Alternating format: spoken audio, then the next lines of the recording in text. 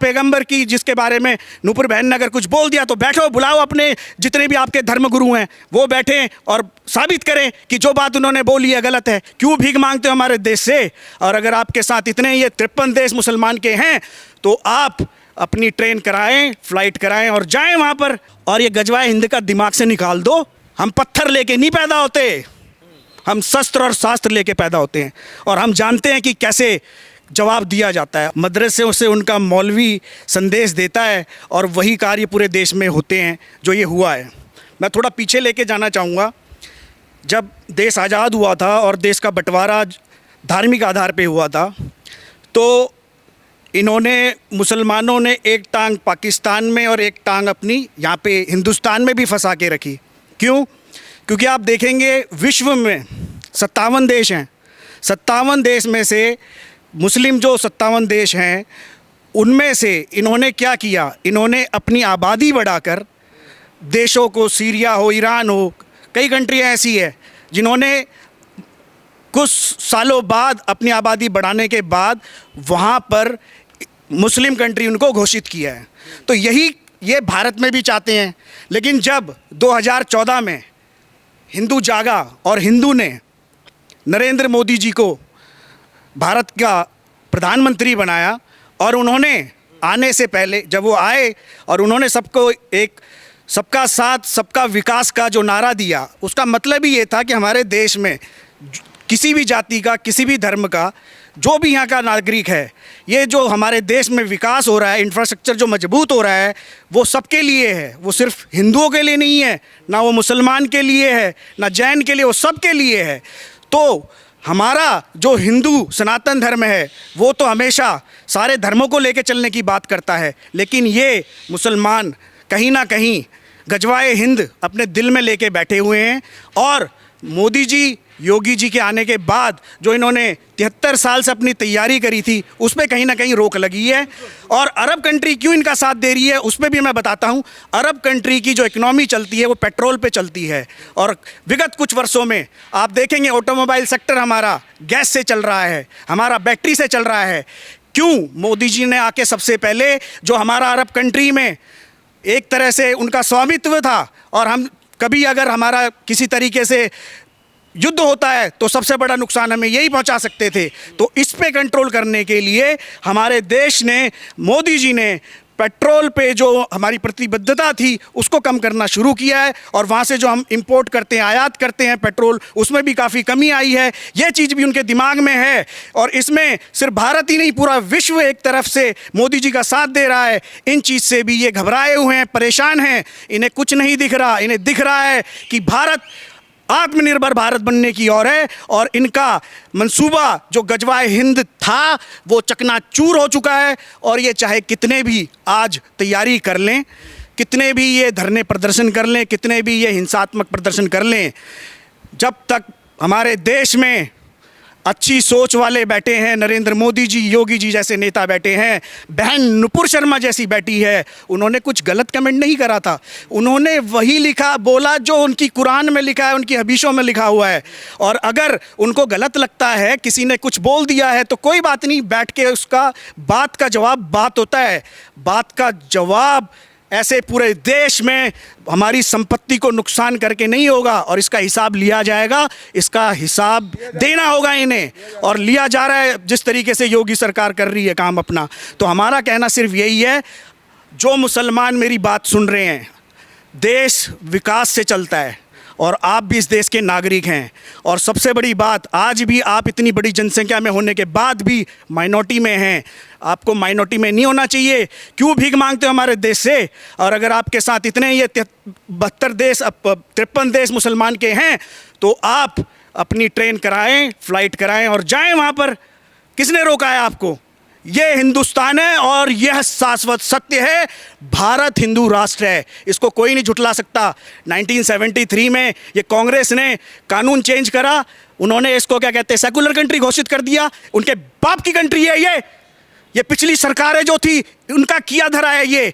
अगर किसी मुसलमान की इतनी हिम्मत नहीं होती, ये जब हमारे देश में बंटवारे पे रुके थे, इनको यहाँ पे जगह मिली थी तो इसलिए नहीं मिली थी कि ये यहाँ पर आके अपना गजवाए हिंद का फॉर्मूला चलाएं और हमें बेवकूफ़ समझे हिंदुओं को।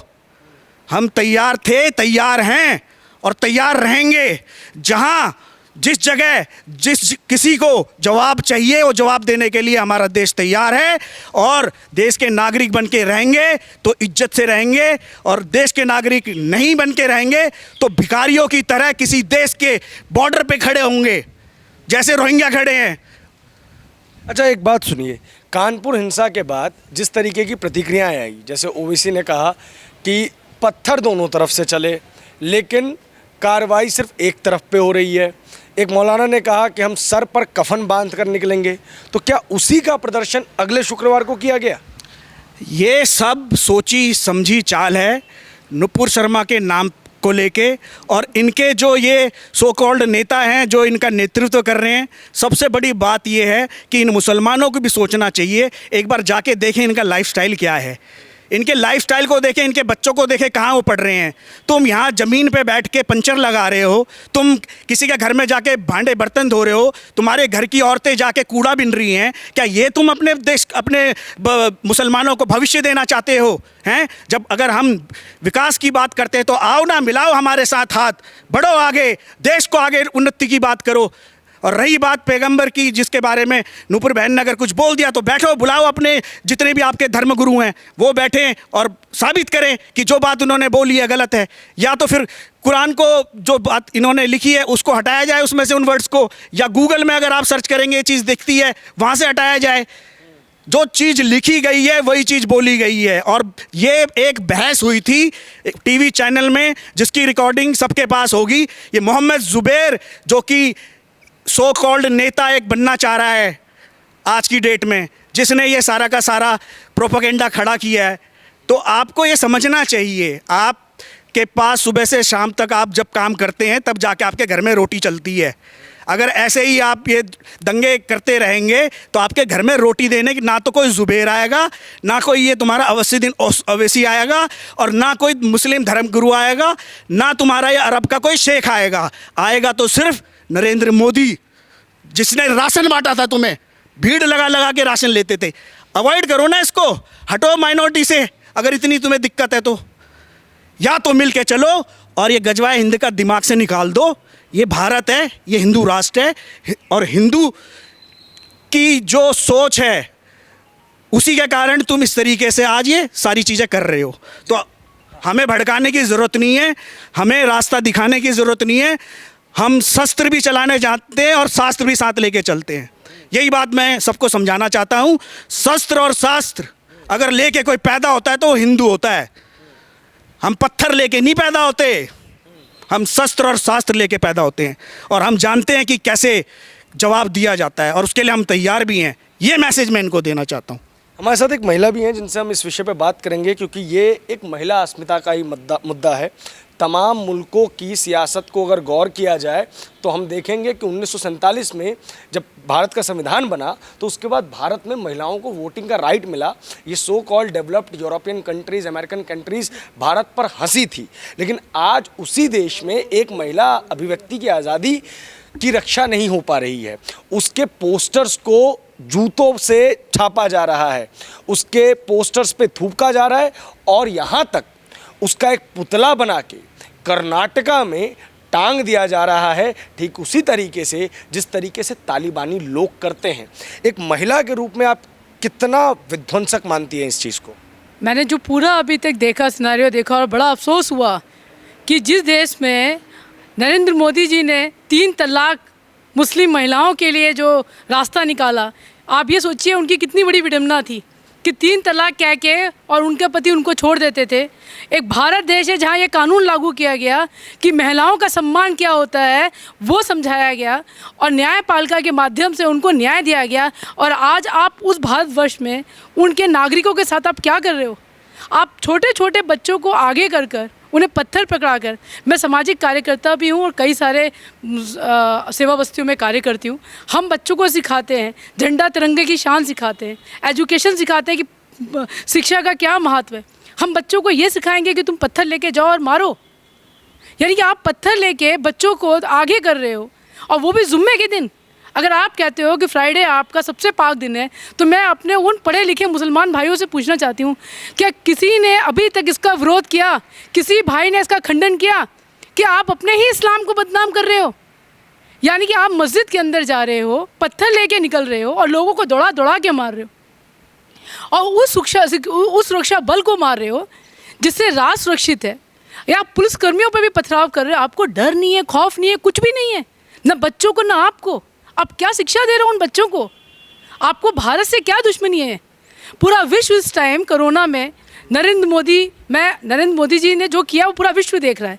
ये नहीं कि हम बीजेपी से रिलेटेड है, ना हम बीजेपी के लोग हैं, बट जो पूरा विश्व भारत की तारीफ़ कर रहा है, उन सभी भारत के लोगों की तारीफ़ कर रहा है जिन्होंने कोरोना में विश्व को और बुरे हाल देखिए आप, और भारत कैसे निकल कर उभर कर आया, और आप उसकी छवि को बिगाड़ने के लिए किसी हद तक चले जाओगे। जो ये पार्टी मोह है हमारे देश में, जैसे वो चाहते हैं कि जी हमारी पार्टी हमारा प्रधानमंत्री बन जाए, हमारा राष्ट्रपति, आप उस लालच में आप देश का सर्वनाश कर रहे हैं। आपको शर्म आनी चाहिए कि आप सत्ता की लालच में देश को बर्बाद कर रहे हैं। चंद मुसलमान जो देश पर इस तरह हमले कर रहे हैं, लोगों को पत्थर, हम तो डर जाएंगे, अब हम तो मस्जिद के बाहर से नहीं निकलेंगे फ्राइडे वाले दिन कि क्या पता पत्थर बरसने चालू हो जाए। कितने पाक, यानी कि आप देखिए हैदराबाद में जब हमारे भारत में कोई अतिथि आता है तो उसका सम्मान होता है। भारत नारी के सम्मान के लिए, अतिथियों के सम्मान के लिए जाना चाहता है। आपने क्या किया? आपने प्री प्लान कर कर वहाँ पत्थरों की बारिश करी। क्या मैसेज देना चाहते थे उस दिन आप? क्या ऐसा कह दिया निपुर ने? अगर उन्होंने कुछ कहा है, आपको ना तो कानून पे भरोसा, ना आपको बल पर भरोसा, सैनिक बल पर भरोसा, आप किस पे भरोसा चाहते हो भैया? आप बताओ, आप किस पे भरोसा करोगे देश में?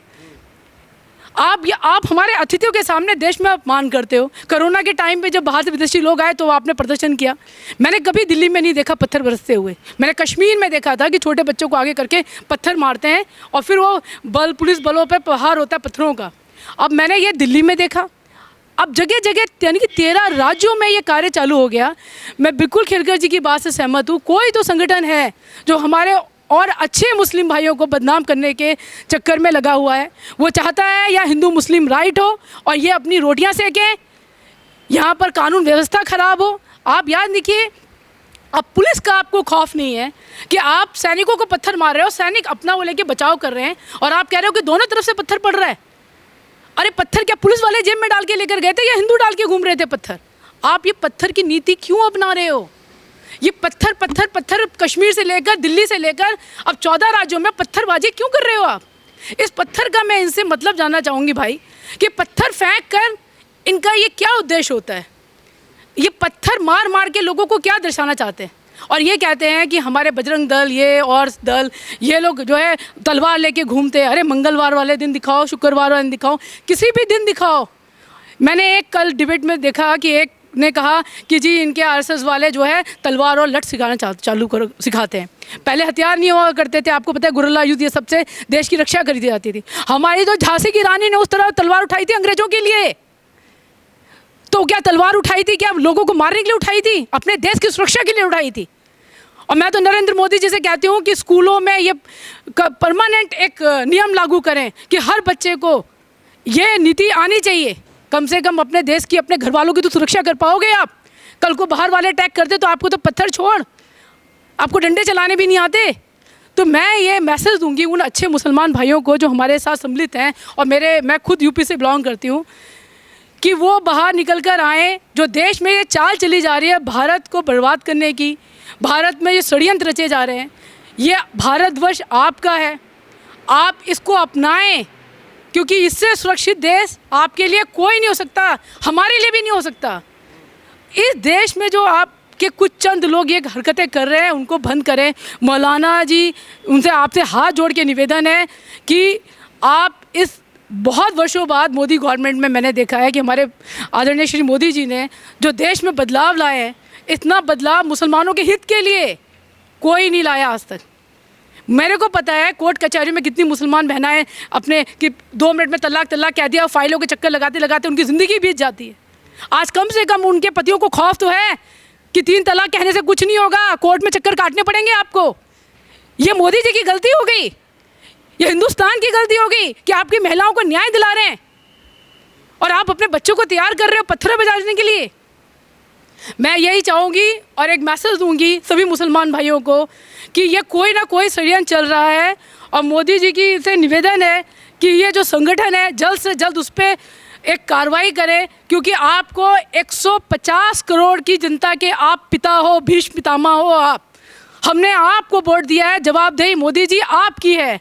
अगर इस राष्ट्र में कुछ हो रहा है, आप साम दाम दंड भेद सब अपनाओ, क्योंकि हम सुरक्षित होना चाहते हैं, हमारे बच्चे सुरक्षित होना चाहते हैं, हमारे और मुसलमान भाई हैं जो इन सब षड्यंत्रों से दूर हैं, वह उनको भी इस घेरे में लिया जा रहा है। तो मोदी जी ऐसे स्ट्रिक्ट कानून बना दें कि जो इस बार जो हुए हैं 2 दंगे, जिसने पूरे भारतवर्ष में एक गंदा मैसेज पास किया है, उन लोगों को इतनी कठोर सजा दें ताकि हमारा हिंदू राष्ट्र पे जो कलंक लग रहा है वो ना लगे। और मेरा निवेदन है सभी मुसलमान भाइयों से, कृपया मेरी इस बात को समझें कि फ्राइडे वाले दिन आपके लोग जिस तरह पत्थरबाजी कर रहे हैं, और आप पढ़े लिखे लोग हैं, मेरे को नहीं लगता मैंने जो उसमें देखा कि कोई भी पढ़ा लिखा उसमें होगा। उसमें मुझे सब ऐसे लगे जो पटरी वाले हैं, सब्जी बेचने वाले हैं, ये हैं। तो हमारे देश में बहुत अच्छे मुस्लिम भाई हैं हमारे, वो निकले और इस देश के लिए संघर्ष करें। बड़ी मुश्किल से ये देश सोने की चिड़िया बनने जा रहा है, इसे चिड़िया बनने दें, कृपया इसमें सहयोग करें, और यही देश आपके लिए और हम सबके लिए सुरक्षित है। भारत माता की जय। बहुत बहुत धन्यवाद, बहुत बहुत शुक्रिया आप सभी का हमसे बातचीत करने के लिए।